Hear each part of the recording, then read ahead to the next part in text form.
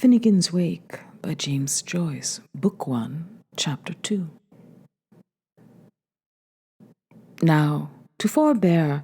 for ever so little of iris trees and lily oranigans concerning the genesis of Harold or Humphrey, Chimpton's occupational agnomen,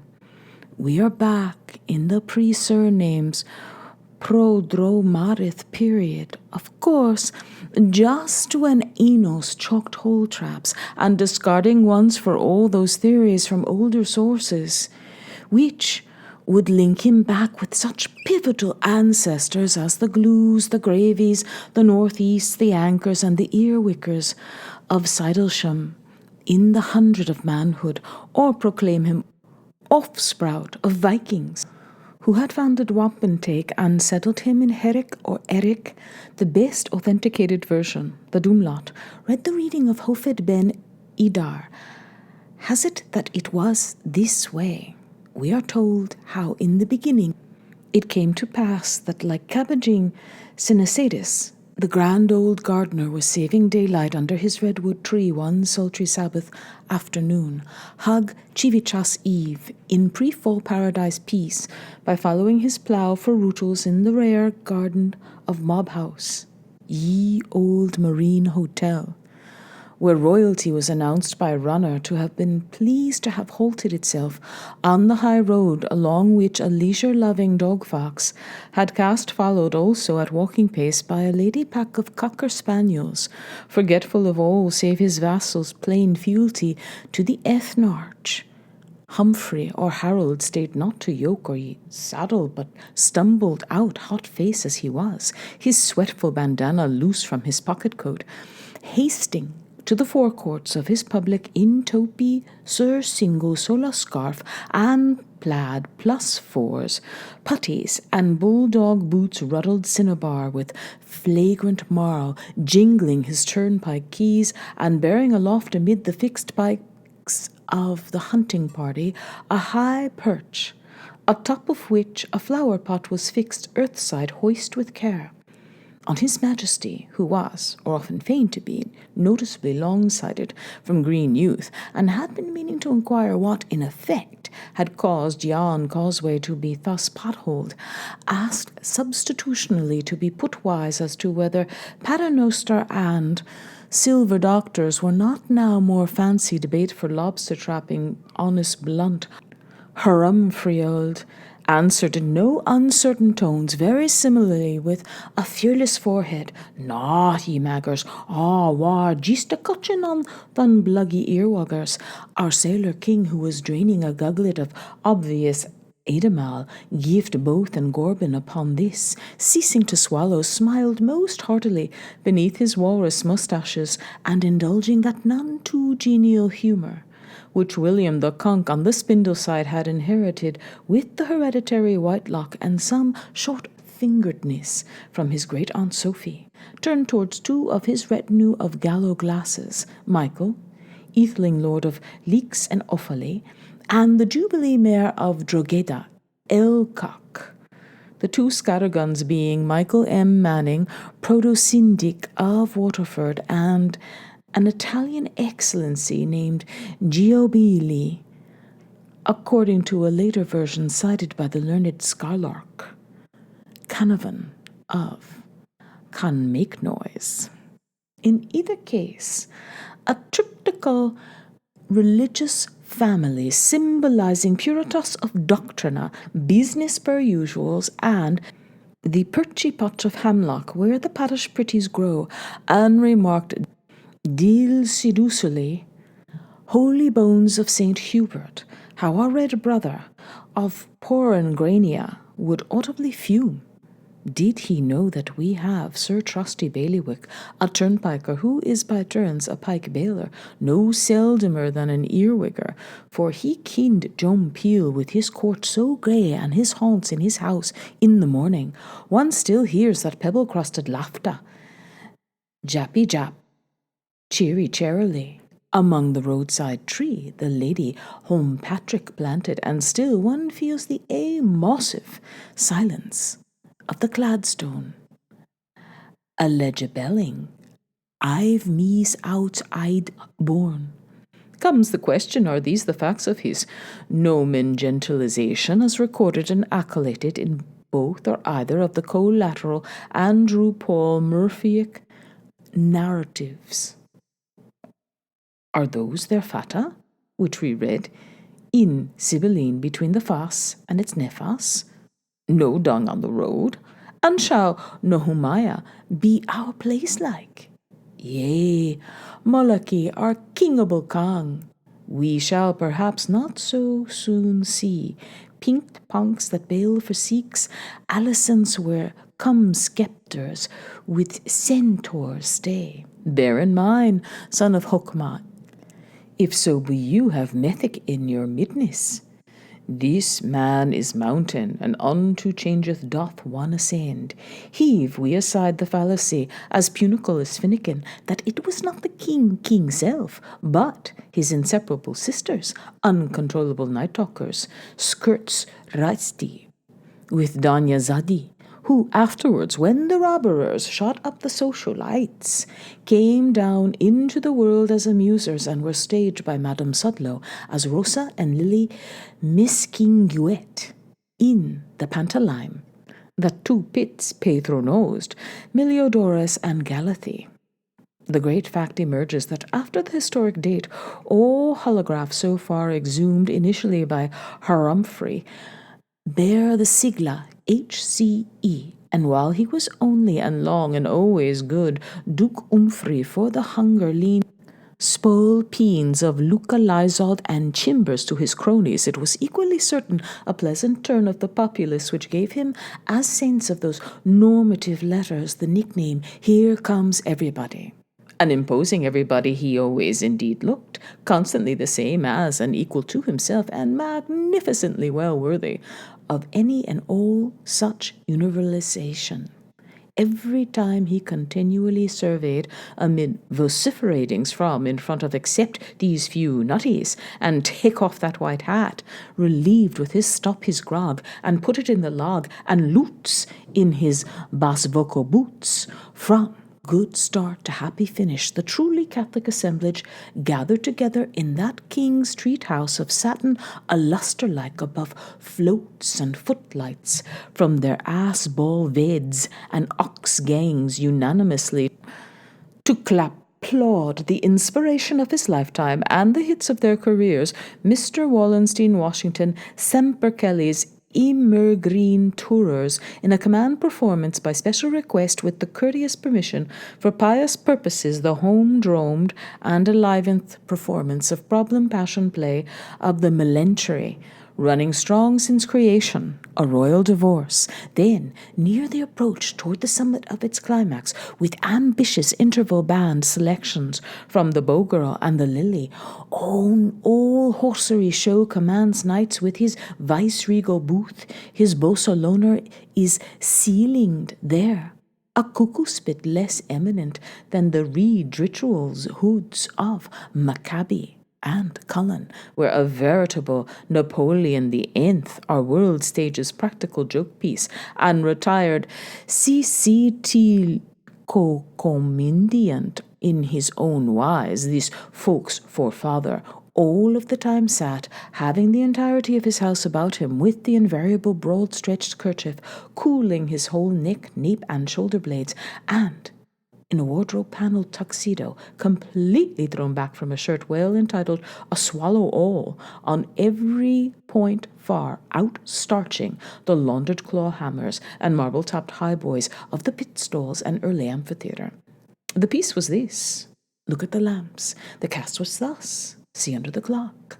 Ladies' circle, cloaks may be left, pit, promer, and parterre, standing room only, habituals conspicuously emergent. A baser meaning has been read into these characters, the literal sense of which decency can safely scarcely hint. It has been blurtingly bruited by certain wisecrackers, the stinks of Moharat are in the night plots of the morning, that he suffered from a vile disease, a athma unmanner them. To such a suggestion, the one self-respecting answer is to affirm that there are certain statements which ought not to be, and one should like to hope to be able to add, ought not to be allowed to be made, nor have his detractors who, an imperfectly warm-blooded race, apparently conceive him as a great white caterpillar, capable of any and every enormity in the calendar, recorded to the discredit of the Duke and Kellykeck families, mended their case by insinuating that alternately he lay at one time under the ludicrous imputation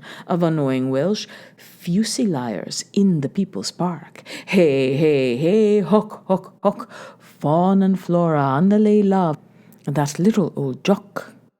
To anyone who knew and loved the Christ-likeness of the big, clean-minded giant H.C. Earwicker throughout his excellency long vice-fregal existence, the mere suggestion of him as a lost sleuth nosing for trouble in a booby-trap rings particularly preposterous. Truth, be it on profit, compels one to add that there is said to have been quondam, feut, some case of the kind implicating, it is interdam believed, a quidam. If he did not exist, it would be necessary, quoniam, to invent him. About that time, stumbling around, dumbling in leaky sneakers with his Tark record, who has remained topantically anonymous. But let us hew him. Abdullah Gamelakski was, it is stated, posted at Malons at the instance of watch warriors of the Vigilance Committee, and years afterward cries one even greater, Ibid, a commender of the frightful, seemingly unto such as were Sulhan sated tropped head, fiut, waiting his first of the month fruits, turned for that chopakapax alikubai on the old house for the charge-hard Roche haddocks off Hawkins Street. Lo, you blondy liar, Gob seen you in the narked place, and she what eateth our home defileth these boils. There's a cab full of bash indeed in the home muir of that meal. Slander, let it lie its flattest, has never been able to convict our good and great and no ordinary Southrun Earwicker, that homogeneous man, as a pious author called him, of any graver impropriety than that, advanced by some Woodwards or Regarders, who did not dare deny the Shomers that they had chin-ted, chin-tam, chin-taffy that day consumed their soul of the corn, of having behaved with on gentlemanski modus opposite a pair of dainty maidservants in the swooth of the rushy hallow whither, or, so the two gown and pinners pleaded, Dame Nature in all innocency had spontaneously, and about the same hour of eventide, sent them both, but whose published combinations of silken lane testimonies were not dubiously pure, visibly divergent as wapped from wet, on minor points touching the intimate nature of this a first offence in vert or venison, which was admittedly an incautious, but at its wildest, a partial exposure with such attenuating circumstances. Garthen gaddeth green, wheer Soakman brideth girling, as an abnormal Saint Swithin summer, and Jessie's Rosa Sharon, a ripe occasion to provoke it.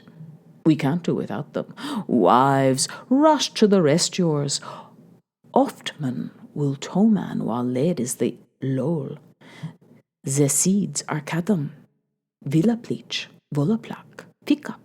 For flesh Nelly, el mundo nov, zole flen. If she's a Lilith, pull early. Paulina Lau, and mailers are bushed, keep black,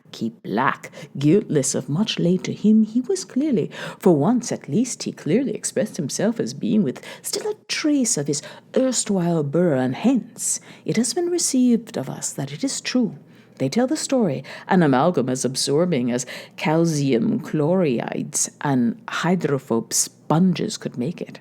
How one happy-go-gusty Ides of April morning, the anniversary as it fell out of his first assumption of his mirth day suit, and writes in appurtenance to the confusioning of human races, ages and ages after the alleged misdemeanor, when the tried friend of all creation, Tiger Wood Roadstaff, to his stay was billowing across the wide expanse of our greatest park in his cowl, tuk-chuk, kepi, and great belt and hiding sacks, and his blown bunks, fustian, and Ironsides jackboots, and Bagafat gaiters, and his rubberized Inverness, he met a cad with a pipe, the latter the luciferant, not the aureolate, who, the odds are, is still Berting dag about in the same straw bamer, carrying his overcoat under his shoulder,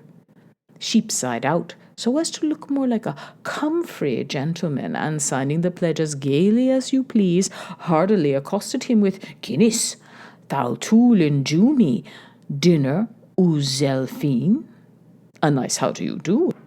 Pooh Black, at the time, as some of our old dazers may still tremblingly recall, to ask could he tell him how much o'clock it was that the clock struck. Had he any idea by cock's luck, as his watch was Brady's, hesitancy was clearly to be evitated, execration as cleverly to be hunnisoid. The ear-wicker of that spurring instant, realizing on fundamental liberal principles the supreme importance nexally and noxally of physical life, the nearest help relay being ping ping ko St. Patrick's Day, and the Fenian Rising, and unwishful as he felt of being hurled into eternity right then, plugged by a soft-nosed bullet from the sap, halted quick on the draw, and replying that he was feeling tip-staff cue produced from his gun pocket, his Jurgensen shrapnel waterbury, ours by communionism, his by usu capture. But on the same stroke, hearing above the skirling of harsh Mother East old Fox Goodman, the bellmaster, over the waste to south, at work upon the 10-ton, tonuant, thunderous tenor toller in the speckled church, Cuhunen's call, told the inquiring kidder by Jehovah it was 12 of M side reel and tankard time, adding, but all, as he bended deeply with smoked sardinish breath to give more punges to the copper stick he presented, though this seems in some confusium, with the chapstuck ginger, which, as being of sours, acid, salt, sweets, and bitters compounded, we know him to have used as chaw-chaw for bone, muscle, blood, flesh, and vim vital, that whereas the hakuse accusation against him had been made what was known in high quarters as he stood stated in the Morgan's Post by a creature in human form who was quite beneath par and several degrees lower than the your triple hydrad snake, in greater support of his word, it, quaint anticipation of a famous phrase, has been reconstricted out of the oral style into the verbal for all time, with ritual rhythmics in quiritere, quietude, and to samenstocked from successive accounts by Noah Webster in the redaction known as the sayings attributive of H.C. Earwicker. Prize on shillings, post lots free. The flaxen Gygas tapped his chromometrum drum, and now, standing full erect above the ambijacent floodplain, scene of its happening with one Berlin gauntlet chopstock in the haw of his elbows, by the ancientest sign lore, his gesture meaning pointed at an angle of 32 degrees towards his Duc du Fer's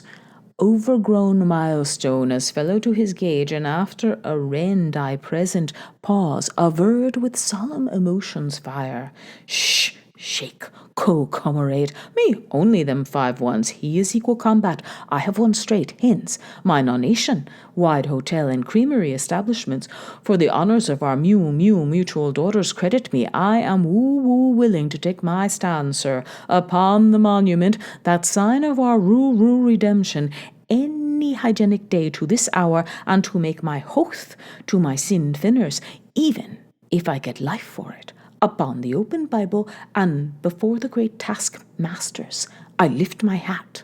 and in the presence of the deity itself, and well of bishop and Miss Mitchin of High Church of England, as of all such of said my immediate with dwellers, and of every living so whole in every corner wheresoever of this globe in general, which useth of my British to my backbone tongue and commutative justice, that there is not one tittle of truth, allow me to tell you, in that purest of fib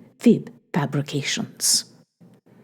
Gaping gills, swift to mate earthors, stern to check self, diagnosing through Eustace tube that it was to make with a markedly post-puberal, hypertituary type of Heidelberg man-like cavern ethics, lufted his sloping forward bad sweatagore good morrow and doblot on to it, as he was greedily obliged, and like a sensible ham, with infinite tact in the delicate situation, seeing the touchy nature of its perilous theme, thanked for guilders received and time of day, not a little token abock all the same that was the hour of God's clock it was, and upon humble duty to greet his tyke minister, and he shall gild the gap gaper, and thee his mouldy voids went about his business, whoever it was, saluting corpses, as a matter of course. One could hound him out that one heart, two for the monticules of scalp and dandruff droppings blaze his trail, accompanied by his trusty snorler and his permanent reflection, verbigracious. I have met with you, bird, too late, or if not, too warm and early, and with tag for idiot, repeated in his second mouth language as many of the big-timers verbatim, words which he could baldly call to memory that same kilvedive, ere the hour of twattering of bards in the twitter-litter between Drulia and the deep-sleep sea, where supper-tide and souvenir to the Charlatan Mall jointly came gently, and along the quiet darkenings of grand and royal Flitzman and crept I hedge. When as to many a soft tongue's pocky talk mood, answer you softer, Pogiog Arvanda always acquiescent, while studying castles in the blown and studying cowshots over the Noran, he spat in careful convertedness a musaic dispensation about his hearthstone, if you please, Irish saliva, mosh the old hole, but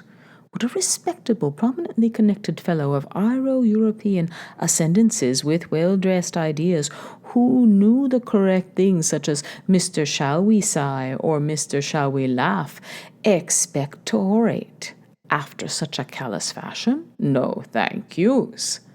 When he had his belcher sputtertuck in his pocket, pithock, muse-fed with his thockets, after having supped of the dish-sot and pottage, which he snobbishly dabbed peach Bombay, it is rawly only lucan-pucan pills in pie, which she knows, which senaft and pibered him, a supreme of excelling peas, balled under mince hog's milk into the white malt wine sour. A proviant the little bilker hoarsely relished, chaffet in the snevel season, being as fain ought as your rat with fennel, and on this celebrating occasion of the happy escape, for a crowning of pot valiance, this regional platter Benjamin of Builis, with a spokish olive to the middle point its zenith, was marrying itself porco grasso, ere busked very deliciously, with a bottle of Finis Brewery 98, followed by second nuptials by a Pies Porter Grand Cur, of both of which cherished table lights, though humble the banquet, 'tis a layman's farewell. He obdurately sniffed the cobweb-crusted corks.